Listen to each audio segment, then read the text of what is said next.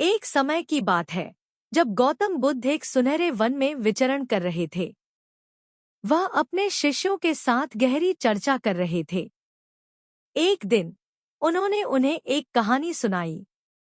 बुद्ध ने कहा, एक बार एक युवक जंगल में गया। वह अपने मित्रों के साथ वन्य जानवरों की खोज करने के लिए निकला था। लेकिन रास्ते में उसने एक वृक्ष के नीचे एक बूढ़ा व्यक्ति को बैठा हुआ देखा। वह व्यक्ति बहुत ध्यान से वृक्ष की पेड़ों पर ध्यान दे रहा था। जैसे ही युवक ने उसकी ओर देखा, वह व्यक्ति उससे बोला, बेटा, यहाँ आकर बैठो, ध्यान में लगो। युवक ने चमत्कृत होकर पूछा, क्या आपको यहाँ इतना वक्त बैठकर वृक्षों को देखते हुए कोई फायदा होता है? बूढ़ा व्यक्ति मुस्कुराते हुए बोले, हाँ बेटा, देखो, ये पेड़ अपने वन्य और अस्तित्व के साथ एकता में हैं।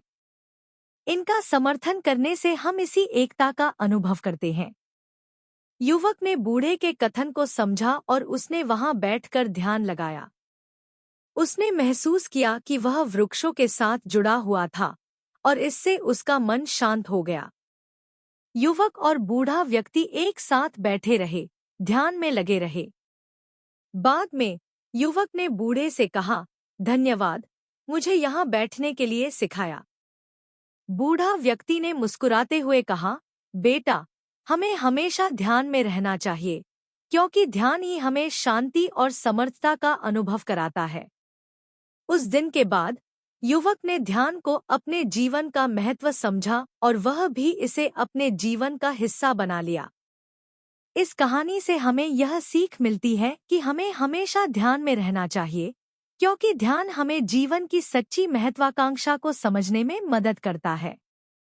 इसी तरह हमें अपने आसपास के प्राकृतिक तत्वों के साथ भी एकता में रहने का अनुभव करना चाहिए।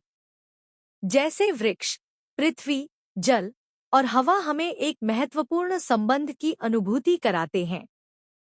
हमें अपने आसपास के प्राकृतिक संसाधनों की सुरक्षा करना और उनका सम्मान करना चाहिए।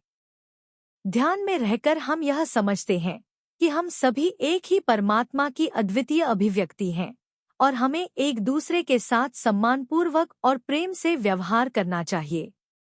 इस कहानी का संदेश है कि हमें ध्यान और संयम के माध्यम से अपने जीवन को सुखमय और समृद्ध बनाने का प्रयास करना चाहिए। ध्यान और संयम ही हमें सच्ची आनंद और आत्मसंवेदना का अनुभव कराते हैं।